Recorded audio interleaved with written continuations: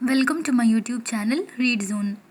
आज हम पंडित वंशीधर शुक्ल जो कि अवधी कवि हैं, इनकी काव्य रचना गणेश वंदना का दूसरा पद जो है इसकी व्याख्या करेंगे।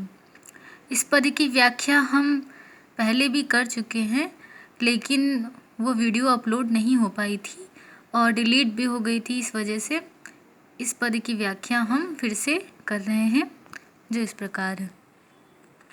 महिष मर्दिनी सुवन नासिकर्ता के नंदन, पलथी भीरे बैठी पेट पल्ले से चंदन, पहिरे लाल लंगोटू तोंदू झलकई गगरियस, छाती तर का झुकी नाभि चमकई ओखरियस, नाक भसूड़ास बनी मुकुट धरे गोरा बदन, कांपी कांपी दुनिया कही बिघन हरन मंगल सदन। तो इस पद में भगवान गणेश की वंदना करते हुए, उनके स्वरूप का वर्णन करते हुए पंडित वंशीधर शुक्ल जी कह रहे हैं कि महिष मर्दिनी सुवन।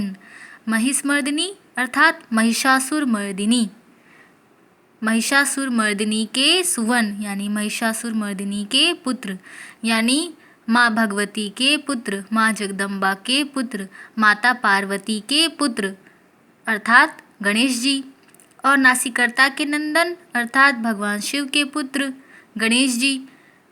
पलथी भीरे बैठी पेट पल्ले से चंदन, पलथी भीरे बैठी यानी पलथी मारकर बैठे हुए हैं, और पेट पल्ले से चंदन, और उन्होंने अपने पेट पर चंदन लेसा हुआ है यानी लगाया हुआ है।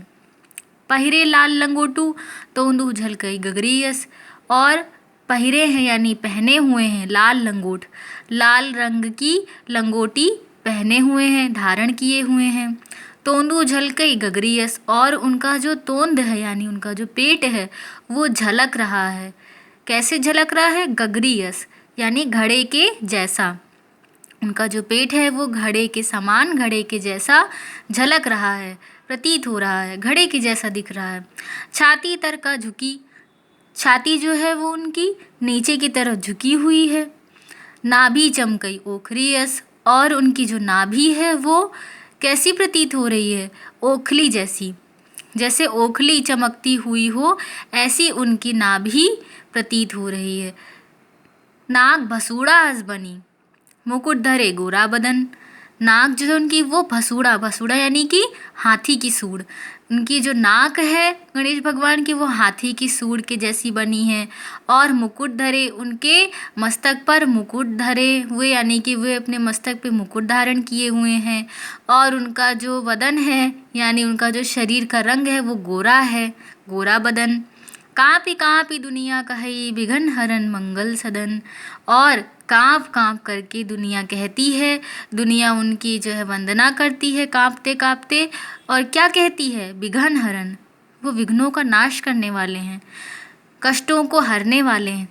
तो विघ्न हरन यानी कि बिघन हरन यानी कि विघ्न हरने वाले, कष्टों को बाधाओं को हरने वाले, दूर करने वाले गणेश जी मंगल सदन हैं, यानी कि मंगल भवन है अर्थात मंगल करने वाले हैं, सभी का कल्याण करने वाले हैं और विघ्नों को दूर करने वाले हैं। तो ये दूसरे पद की व्याख्या, आशा करते हैं कि आपको ये इस पद की व्याख्या समझ में आई होगी। वीडियो को देखने के लिए आप सभी का धन्यवाद।